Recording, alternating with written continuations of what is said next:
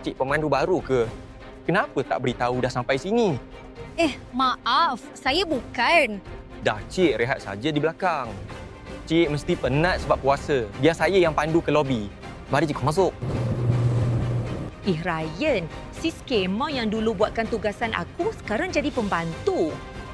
Berkat Ramadan betul ya boleh masuk ke bangunan ini?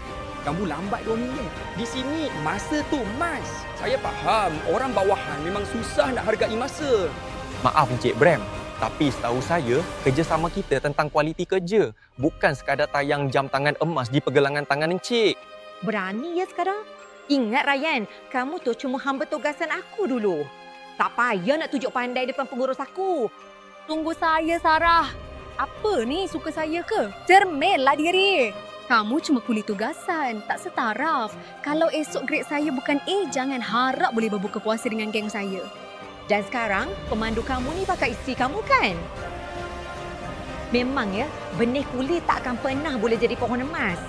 Jaga percakapan tu, Cik. Ini bulan Ramadan. Jangan sampai lisan kamu yang berlagak mahal tu mengotori pahala puasa kamu sendiri.